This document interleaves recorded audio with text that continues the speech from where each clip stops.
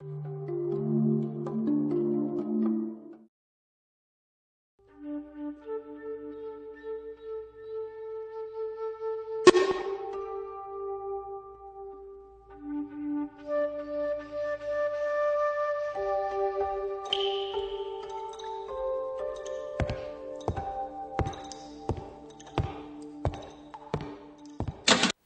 الله الرحمن الرحيم ومركب هي برنامج كاني تردارن oo ay maanta marti noogu tahay Qadra Axmed Maxamed oo ah agaasimaha ka hortagga dacdiyada lidka ku ah jinsiga ee wasaaradda horumarinta haweenka iyo arrimaha qoyska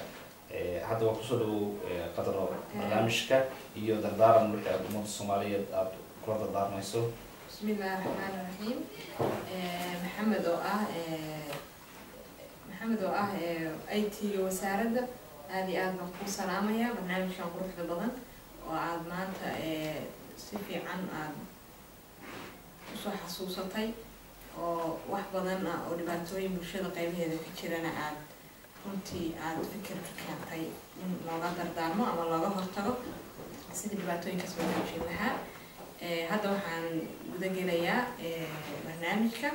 دردار وحن كل دردار ميا وحن كل دردار ميا ummadda Soomaaliyeed dhibaatooyinka soo laalaabta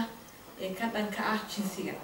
runtii ma ahan wax indhaha laga dadan karo waa wax had iyo jeer dhaca kuna dhaca haweenka iyo caruurta waana dadka bulshada u nugul waxaan kula dardaarmayaa in si wada jir ah looga soo horjeesto dhibaatooyinkaas maxaa yeelay ودباتوين حق دينته أهم بقى فيعنين ومدى مسلم كا هذه أيضا وحيالها هم يوحيالها عواقب ومدى أوكين يبرشدة أن لقوه ارتقين ونينك دنبيلها أو قبلها كفسي وقيسينية حقدوسي وقيسينية شقوين كنفسي وهراس بان لقصوينية دباتوين كمان أغنهاي إن أي جران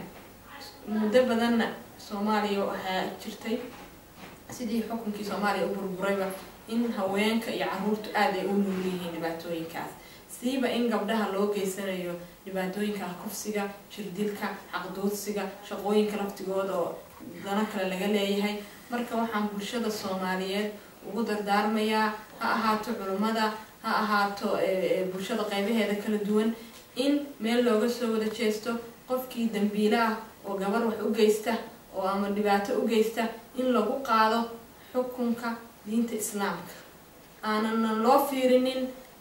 xogaa yar oo odayaasha iyo xeer Soomaaliyeed aan loo fiirinin oo lagu qaado xukunka dhabka ah markii lagu qaado qofkaasu uu baqayaa Soomaaliduna waxa la yiri dul cabsata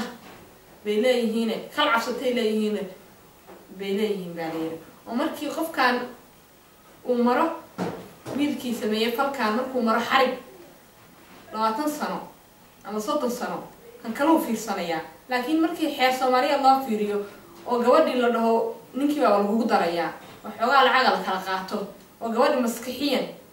dhibaato loo geystay dibtii hore ku dhacday waxa uga daran dibta damo loo geystay baa uga daran marka bulsho caafimaad qabta